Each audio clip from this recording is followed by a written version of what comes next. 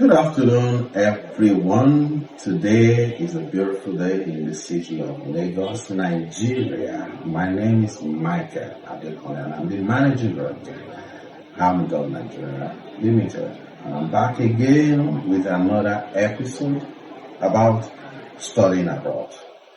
You know, a lot of people get stuck in the process of relocating, and they also confused about what channel, the right channel to relocate overseas.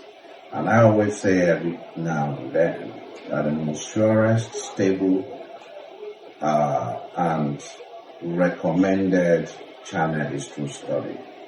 And I have here with me today someone from a UK university, and let me first apologize for my look. I've been going through a lot of stress lately, so please, you guys are going to manage it like that today. I'm trying to fake the smile at the same time, but I hope you get it. So, back to my guest in the house today. She's a friend of the house, and the school that she works with is also a school that I know very well and I can vouch for, to be honest with you. When you count top 20 schools in the UK, this school comes top, to be honest. And consistently, they have maintained the quality and they have maintained their rankings over the years in terms of the robust courses that they have, the hands-on training that they also give to students, and the friendly environment. So I'm not here to actually take a job this afternoon. She's going to tell you guys a lot about that prestigious university, and her name here is Mrs. Maria Obaseki. Very powerful and strong name in Nigeria. As of today, if you are not a novice, you will know what I mean. And she has a lot of pounds to spend. So when you see her on the road, please, you can greet her and she can dash you some money and some scholarships. Okay? I call her Madam of Scholarship. Good afternoon. Good afternoon, Mr. Michael. How are you? Well, And hope you're enjoying the city of Lagos, the weather, the atmosphere. so far so good, yes, I am. Okay. Yes. Interesting. So it's nice having you this afternoon. Thanks. Please tell us the university you work for. So I represent the University of East Anglia. It's Norwich. We are 2 hours away from London by road and 1 hour 45 minutes by train. We are very close to Amsterdam and Paris for those who would like to go on holidays while studying. Amsterdam, the city of bicycle. Yeah. All right, so you heard that about the University of East Anglia. Very close to London, very close to holiday destinations. So please tell us, how long have you been working for the University of East Anglia? I have been working with them for, I think, slightly about 3 years now. 3 years? Yes, slightly over 3 years. And that's a lot. Yes. So why are you still with University of East Anglia? Because other than the ranking of the institution, they are a very close knit. We support each other. The admissions team are very supportive of the international staff, and it's a very, a very conducive environment to work with, friendly environment. Other than the one-on-one interaction we have with the UK colleagues, the city itself is very friendly, and it's easy for me to market because I've been there, and I can testify that it's an environment that international students like Nigeria will adapt in very easily without missing home. And the university is highly ranked. We have fantastic scholarships for international students, and we still maintain a good ranking. So these are just easy salts for me to recruit from Nigeria. Rather, so it's easy for me to sell, and I believe in the product they offer, the educational system, the facilities, top notch, everything is intact. So I know I'm selling quality to Nigerian students and for students in the sub-Saharan Africa. So yes, majorly the reason why I'm still working with UEA is because of the standard of everything they have to offer to international students. So I know I'm selling legit things to international students. What is the acceptance rates for students from Africa? I don't really want to peg a percentage, but I know currently we have 3,000 international students currently on campus, and I aim for 2025 or 2026 and beyond to reach 5,000 international students. So we have enough capacity or enough resources to accommodate 5,000 international students, and even more. We have the resources. And that's why we're here to recruit more students to the university. That's nice. I learned that the university recently invested a lot of money into different faculties, and the campus is very large. How large is the campus? University of East Anglia is actually very large. It's a single-site institution. So what that means is we have all our facilities in one location. So you can imagine what we have. So we have all our lecture theaters, all the accommodation. In fact, our faculty provider also has their own now international study center. Now they've always had their own facility on campus as well, but secluded from the main university. But it's on campus as well. We have a very big sport park. That's a sports arena and sport park. We have a pay clinic and then we have the clinic on campus as well. We have a nursery as well on campus. So we're a very big institution. We're actually, the hectares is 145 hectares. Wow. So you can imagine how big that's a lot. It's very green. We have a lake on campus. Yes, on campus, yes. So where people have barbecue during summer, we have picnics during summer. So it's a very beautiful. I'm sure students do proposals, wedding proposals, they can plan a lot of things. I have never experienced that, but it's a very friendly environment. That's nice. And it's serene. Okay, that's good. Green, yeah. You just be assimilating very easily. Exactly. No pressure If you have a very comfortable environment to study in, there's no how you might excel. Yes. So it's very... Yes. Personally, I have, I have a thing for University of East Anglia because my immediate younger brother studied there. He did his master's in that school. So, and he told me a lot, because I studied in a different university, but I feel like if I should go back to school, I'm going to enroll. We are very happy to have you. Please, you need to apply and come and study with us so you can have more testimony to tell your students. And the audience. Yes. So, students in Africa, you can consider University of East Anglia as a home. So, when we talk about home, international students go abroad, right? And they find it hard or difficult to make the location of the school, to make it a home because of the hostility around the city where the school is located. What can you say about the location where the University of East Anglia is, the city where it is? How nice are the people? I know all of these things, but I would prefer you say it so that the listeners at home and the viewers can take something from it and, find a reason to want to come to the University of East Anglia. Thank you. So, University of East Anglia is in the city of Norwich. Like I mentioned earlier, it's 2 hours away from London. So when you refer to a situation where people would, what did you say again? Hostility. When people are hostile to international students. Norwich, the first time I went to Norwich, I used to feel Scotland is the only friendly, environment, friendly city or location. But when I went there, I actually told one of my UK colleagues that people around are actually very friendly. Like I mentioned earlier that Nigerian won't miss home when they study at Norwich because the people of Norwich are actually very friendly. Very, very friendly. Yes. I know that, he's not here. He said a lot of beautiful things about a landlady and a landlord. His landlady and his landlord, brother. How friendly they were, very accommodating.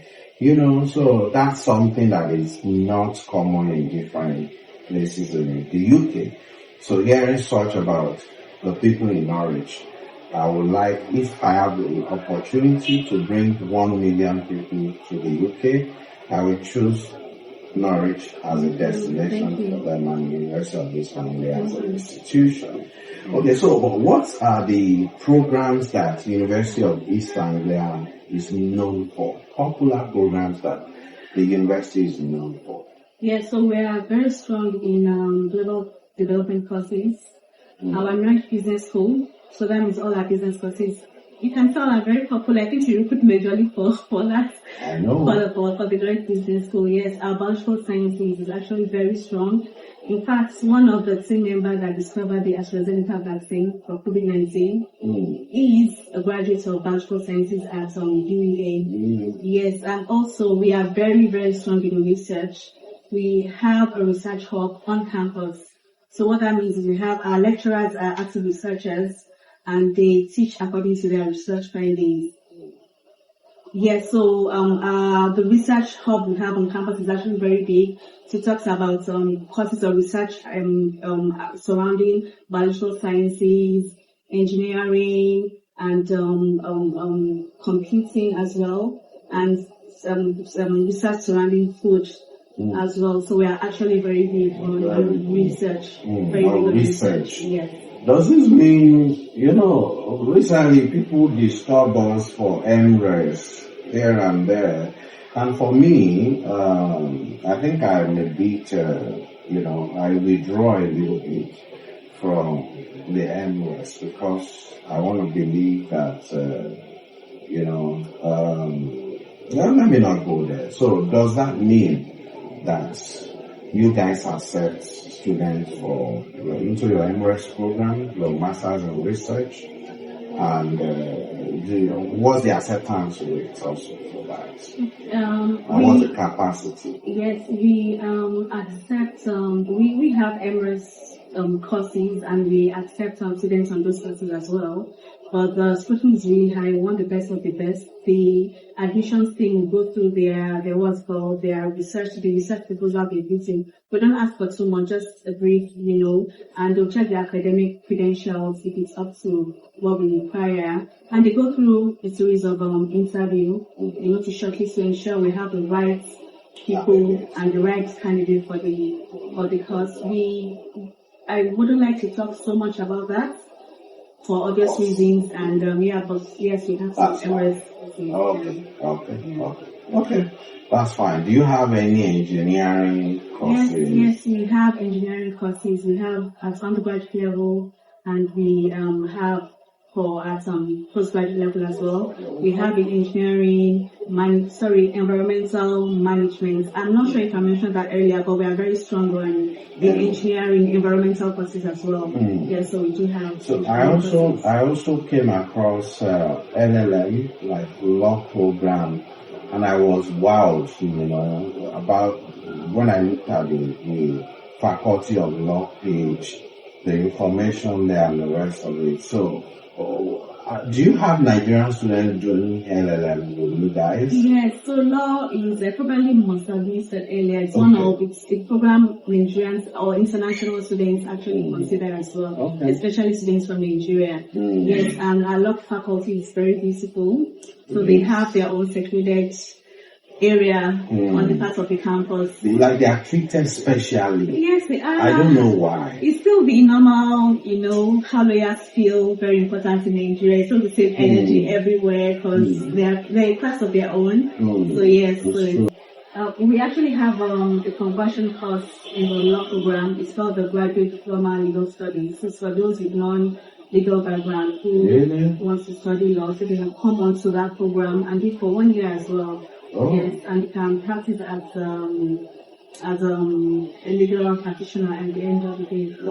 So we have some other conversion courses in business, even in computing and in health science. We also have some conversion courses in health sciences. For example, we have the pre-registration in nursing. So for that course is for those who want to become nurses and they don't have a prior knowledge.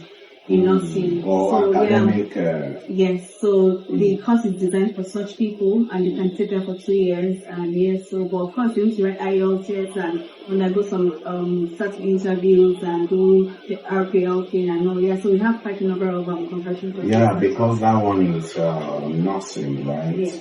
Okay. But do you make compulsory IELTS for students? No, our standard English language requirements is that we accept WAEC and NECO, and KCSE for Kenyan students and WASI for Ghanaian students. So we accept a minimum of a C6 in English language, Oh, that's written from the year 2000 onward or to date. Yes, but there are some courses that require like an additional IELTS, like for the nursing, for example, and a certain and MRes in philosophy and in social sciences. If they don't have a B in English language, they need to write IELTS. But IELTS is compulsory for our nursing students. For nursing students, regardless of your grades in WAEC or NECO. Okay, that's fair enough, to be honest. And I'm sure that any MRes students will not find that funny to do IELTS. And for the nurses as well, you need to speak good English in order to attend to those patients. So that's understandable. Okay, so in terms of, I've touched admission before in terms of your acceptance rates, but let's also go into it a little bit. Like, what results do you accept for your undergraduate and for postgraduates? Yeah, so for undergraduates, we accept, depends on the course, for students wishing to study medicine, we require all A in the A level. You have medicine program. Yes, for you didn't mention that before. For undergraduates. Okay. I think we spoke majorly on the PG. Okay. So we have a medicine for undergraduates and require all A's for that. So there's a little bit difference in entry requirements when you're studying business or engineering or computing. So they vary. So minimum initial for other courses, ABB, thereabouts. So ABB for other courses, but we encourage the undergraduate applicants to just apply. So if they don't qualify for their first choice, you can consider them for the closest option they want. So we just let them just apply and let the admissions team make the decision regarding that. For our postgraduate studies, we accept 2 for some of our courses and 2-1 for some of our courses. So for some of our business courses, to accept 2-2. Some it's a 2-1, that's second class offer requirement. It's understandable. Yes. You guys are top 20. So. And law courses, we have 2-2. Some courses in environmental science are 2-2 as well. So it varies. Yeah, so I'm sure your team, they are well informed. And I also, yes, I always call you Madam of Scholarship. Madam with the plenty, pounds to give out to international students. A school of your caliber, like, the level of the ranking of University of East Anglia, let me put it that way, one would think or one would expect your tuition to be around £60,000. So it's surprising how much you charge, to transfer knowledge and make people become qualified, make them become graduates, and on top of that, you still give out a lot of money. So would you like to explain why, and how much scholarship do you actually give to students? How much is the tuition range? So thank you. So our tuition fee differs depending on the program the student is going for. So for courses under social sciences, like the global development courses, the law, some business courses, we accept 22,000. Courses under law and social sciences and arts, we accept 22,700. And for the business courses, from 24,000 up £24,000 upwards and all. So it depends on the program the student is going for. But for every graduating student that has a second class offer and above, we give an automatic scholarship of £5,000. They don't have to apply. You don't need to write an exam, do an interview, or write an essay. No, it comes automatically. And for 2-2, we give them £4,000 of automatically. Yes. So anyone that has an offer with us, regardless of what the least they can get is £4,000, and it's automatic. And we have additional early bird discounts. So if students are able to pay their £4,000, that's what we require. It's £4,000. If they're able to pay it before a certain time, they get additional £500. For example, students who are enrolling or looking to enroll in January 2026, if they're able to pay their deposit of £4,000 on or before 28th of November 2025, they get additional £500 with the other scholarship they're given. Nice one. That makes it like 4-5 and 5-5, 2-2 or 5-5 on the 2-1. Okay, I also heard that you guys give some special bonuses or discounts on tuition to MBA students. Yes. Is that still applicable to students for 2026? Okay, because we don't have an MBA in January. Yes, so we don't have MBA in January. Okay. And we have it in September 2026. But I can't say for sure now if the same what's it called? Scholarship will be open. What you have given is actually a lot of money. I mean, scholarship of 4,005 or 4,000. That is, by today's exchange rate, is 8 million naira plus minimum. So that's a lot of money, you know. And but I'm also aware how flexible it is for students to pay the balance of their tuition. Would you like to shed more light? Yes, we are. For some reasons, I don't really want to dwell on that. Okay. But yes, we have installment plan for our applicants. I'm sure during applications, it's very flexible. Very flexible. That's the best I can say on air. Yes. So please, if you're really interested in applying to UEA, I recommend you talk to any of the Amador staff. They'll answer you properly and give you all the information you need to know regarding our installment plan. But we have a very flexible one. Very flexible installment plan. I know, right? You guys are generous. Always. Okay. I would not like to take much of your time. So before we round up this session, you know, international students make lots of mistakes, right? So what would you advise them to avoid? What mistakes do you think they generally make and you will advise they avoid for their own sanity and for them to be focused and come out with good grades? And also, you know, what advice do you have? Yes, my first advice is for students to declare the previous visa refusals during the application process. Because it's best for us to just know if they've been refused visa. Then we can tell if we can give them admission or not. Now, for them to have gone halfway through the process, you have stage, and for us to now discover they have a refusal, and we need to halt the whole thing. So it's better we know from the onset. So they should always declare their previous visa refusal. It's safe for them and for the school, and just not waste anybody's time.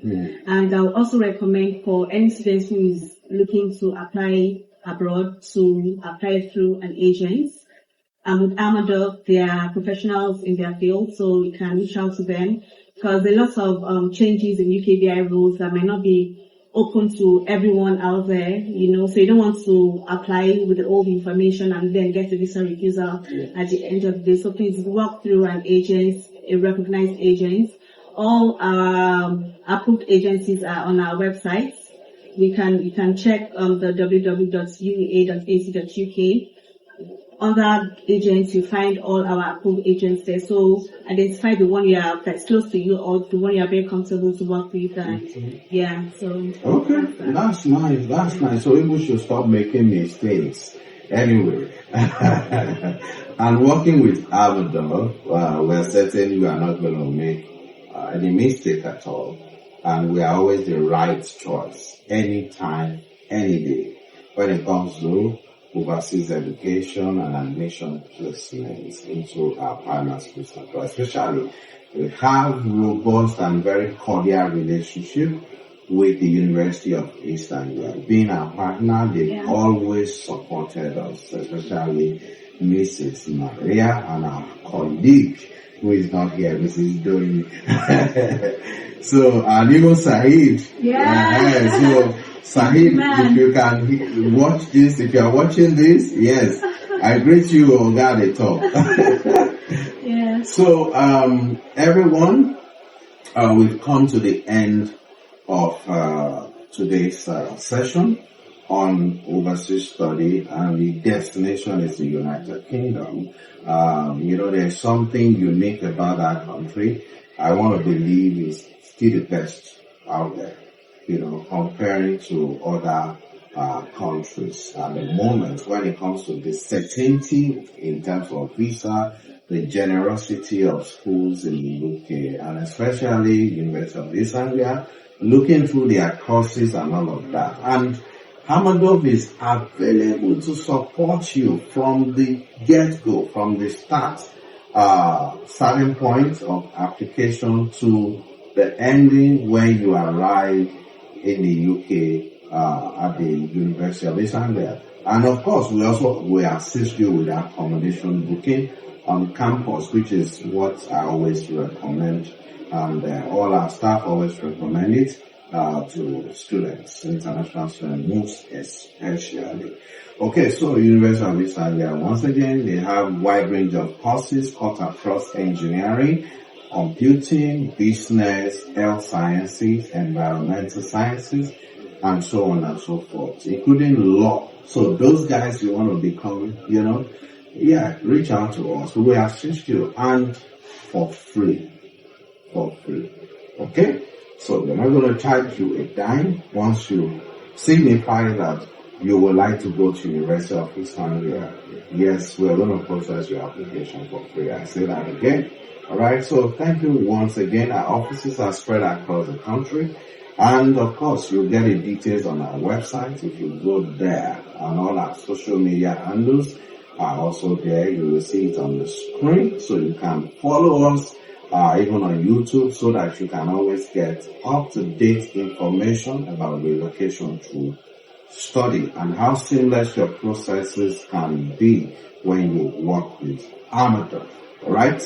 And our website once again is www.amadovnigeria.net. And thank you again to the crew, to everyone who is owning the cameras and the lighting team and everyone. I say good afternoon. Bye-bye.